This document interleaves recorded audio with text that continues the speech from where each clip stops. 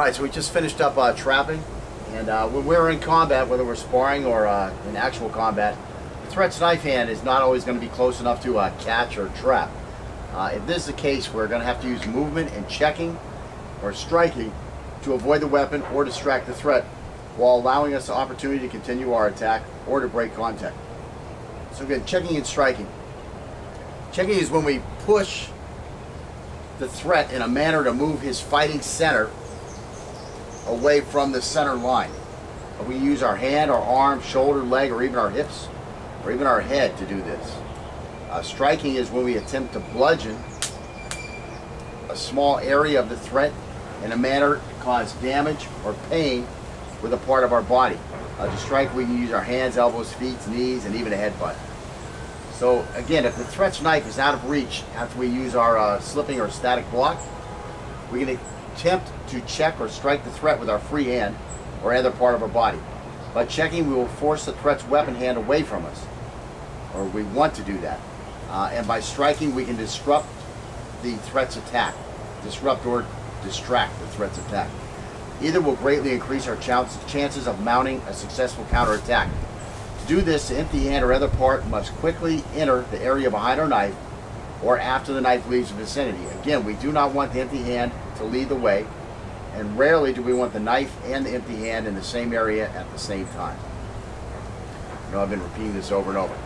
As with trapping and catching, the areas where the empty hand and knife work can get closer and closer as we gain experience. If we are targeting the threat's shoulders or torso, our empty hand will usually be used for checking. But if we are further away, or if the free hand is not immediately available, a push kick to the threat's lower torso or hips works best, or even upper thighs. If we can reach the threat's head, a strike would be the best way to control him. We can use a strike to stun him, or we can jab our fingertips into his eyes. This will force him to lean back or to turn away, or to temporarily lose his ability to observe us because he closes his eyes. The big difference between the big difference between catches and traps and checks and strikes is the amount of time we will remain in contact with the threat. Contact is maintained when catching and trapping, while check and strikes are usually just momentarily contact. So we're going to look at a little checking here and show you how to do some of that stuff. The big thing is that the bad guy here, Tori, when he makes his cuts, he has to really come back fast, so that that's not even available.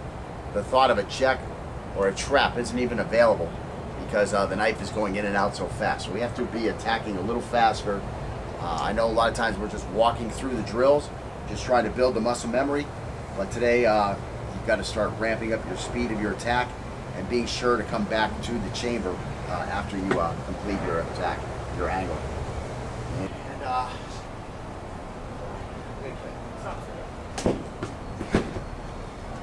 I had to do a little walking with my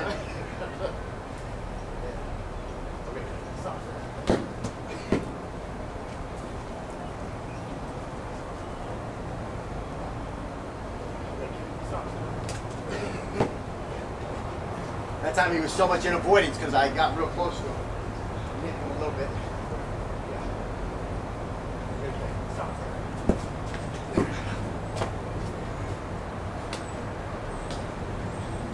This time just use the arm to push me up. Just keep me from turning towards you as I try to go ahead. Okay, stop. That's all it takes.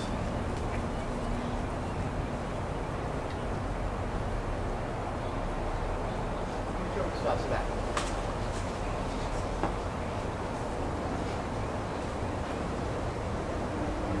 Stop, sit back.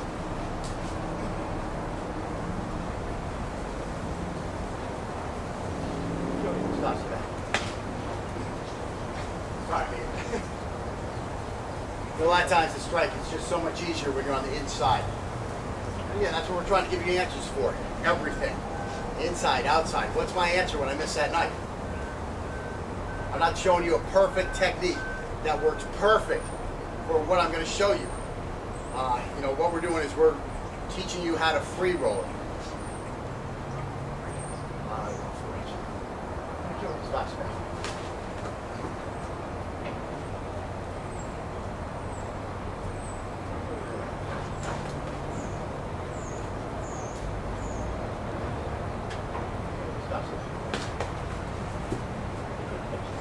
Wash your feet more like that.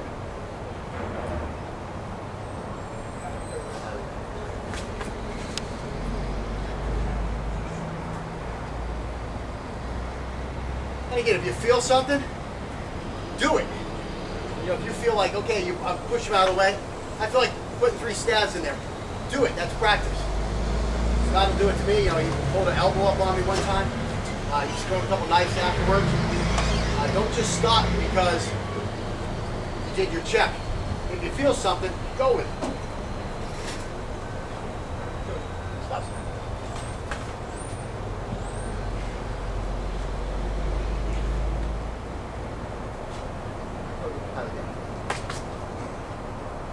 You can check him on his head, push him off. Stop. See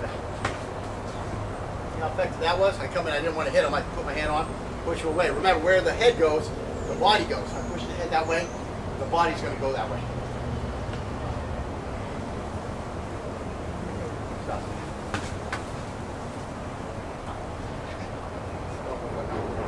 Is that 11?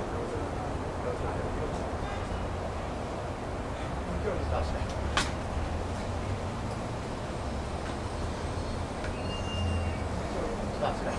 And again, this is for these times when you're just too far away. I jump too far out. There he is way over there. You know he's going to turn back at you. He ain't got no other choice. If he wants to get back in this fight, he's got to turn back at you. So go back. Stop to that. So I get way over here. So that's that little push off. He tried to bring the knife at me, but because of the physics, I pushed him off. He wasn't able to get there. It went away. It's another way. It's another layer of defense being added to your arsenal. And of course, it all has to do with the empty hand. Now you do see me pushing a lot with the knife too. Those are 10s, right? That's an angle 10. I'm pushing off. That blade might get on him. The blade might not get on him. Who cares? I'm keeping his knife away from me. I'm keeping his fighting center off of the center line, turned away from me. And I'm going to have a much better chance to attack. When I get this guy over here like this, I mean, what damage can I do to him? Okay, let's think of a technique. We can sit here all day coming with techniques because he's completely vulnerable. And I can jam this thing right up here on him. You know, I can come in here and go right for that cerebral cortex. Right up in there. Take that thing with a little C-cut and think what's going to happen. All right, let's go. So I'm going on right hand Chinese. Really good. Stop.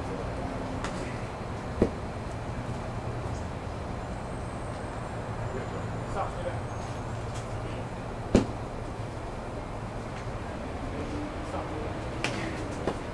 That was like a static license. Okay, good.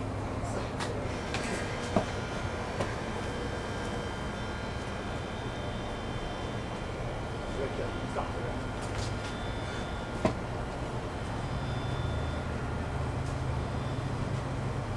Stop.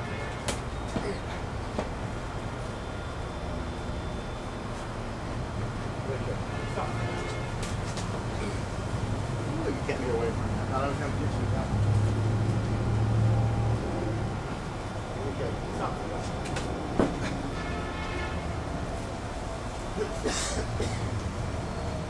So it doesn't have to be anything big. Some of these little kicks, you see him, you know, even though he's just touching me, he's not really kicking off. It's amazing the effect. It's not that he's twisting me off anything. It's that all he's doing is he's negating my momentum. I try to turn, and he just touches it. And he just negates that ability to turn. And in that little pause, it's going to allow him a lot of time to finish something up. A lot of times these checks, that's all they are. You just want to negate his movement towards you so that you can get onto your objective. Wow. How's it working? It's nice to get right there. Stop. So you see the way that bit my leg, just that little touch. Stop.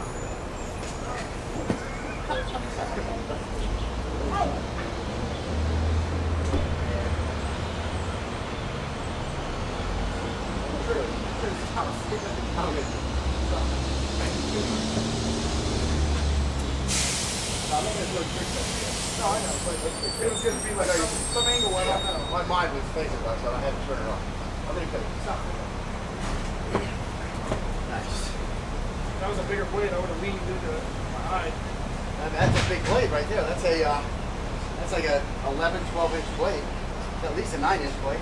Well, if it was a sword, yeah, the sword. You gotta learn to throw. That's one time I would say throwing a knife would be a legitimate option. You know, if he's got a sword and all you have is a knife, throw that thing out for a distraction. Get the F out of there wherever the escape is. Or, you know, again, one of these. And bam! Okay, so anyways.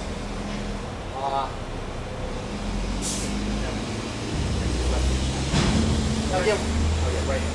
So again, we're going to be able to be on the outside, and checking is going to work a lot better. And that's all I really want, is to hold him off right here. That's my check. You might call it more of a trap. I still call it a check because I'm influencing the fighting center.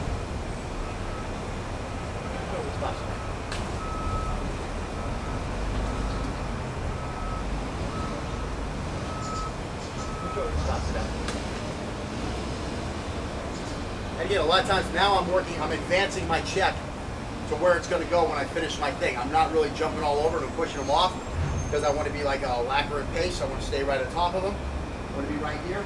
But this is the thing, I've got the knife checked off. I'm not just trying to hold him up here. Now stab me. Where you can still work on me, stab me on between your legs, bend over, try to go to my leg. There's all kinds of things you can do here. I've got to be controlling that knife. I've got to be controlling that fighting center to where it can't get at me. Very important. We're not just coming behind him and holding on to him. Even if I'm empty hands, I still want to be here, and then I got to be striking over. I can't just sit here. I can't just sit here. Bam. I got to finish this guy off, okay? Or I've got to vacate the area expeditiously.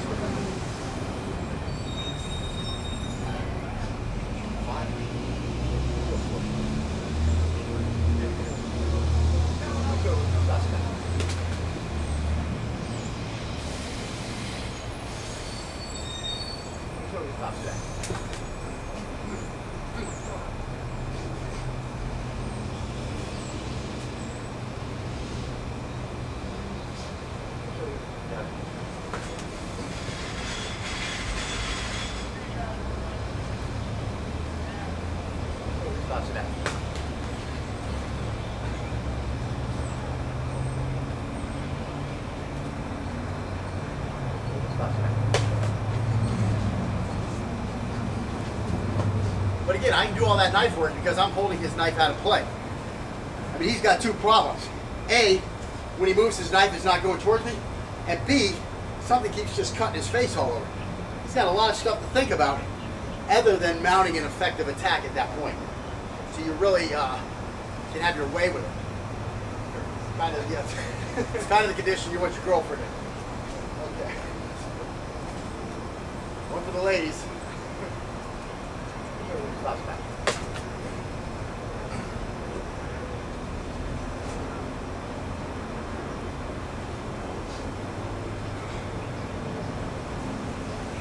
Stop back.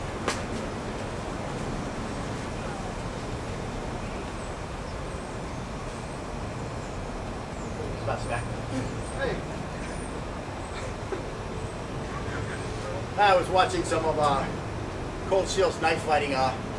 Whatever that championship tournament is they had last night. Saw a lot of that stuff, guys jumping in the air. Kind of like that, yeah. You're gonna jump. Stop shaking. Stop shaking.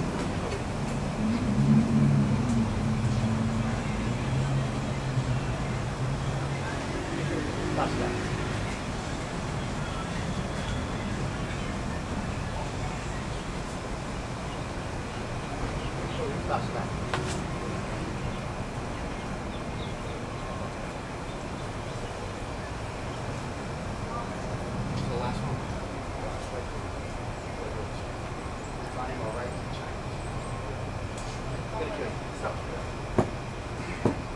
See how the check worked there? Cut me off.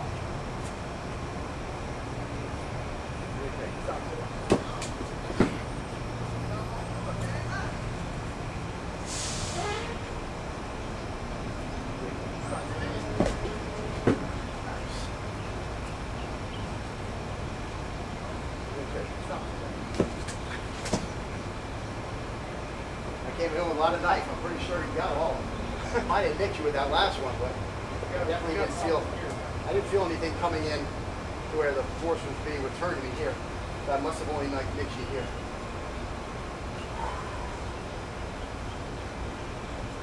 Stop. You alright? Yep. That's your elbow. Okay. Stop. Like Chucky. Okay. Stop. Stop.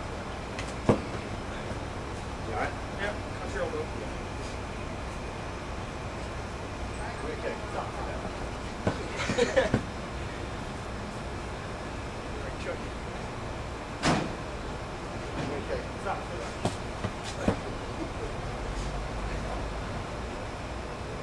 Right? No. I don't think what the name of that nerve is. Soleus Femoral artery. femoral. Femur. Oh, this is a humerus. This is the femur. So it'll be the femoral artery and the femoral nerve. They used to call it something else, so something like P, A, or M. Anyway. They changed a lot of stuff. What they did was, no, they changed. Completely different letters. No, but I'm just saying, Aorta.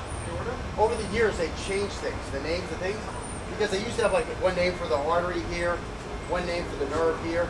Then they, because the femur bone is here, they make it easier for people to know how they're talking about. They just changed them all to like femoral artery, femoral nerve. But it used to have a nice name. Can't remember what it is. So anyway, looks like sciatic is here. So maybe it is a femoral. Sciatica is here and right down. Well, the sciatic is long, but I think it's the lower back. I think it's definitely lower back. Pretty sure that's the something else to it. Should be like the flap. Yeah. Okay. So let's go to the next angle. I'm gonna go. Stop. Yeah. And stop. Oh. You keep getting your elbow, man. Yeah. Out of my ring finger. It's because I lead with that elbow when I fight like this. That's how I protect my blade. That's how it's fun. Sucks. Protect the blade. Let it cut the arm or something. It still needs you cut it. Hides the blade more. Yeah. And I'm gonna quick. Stop. Okay.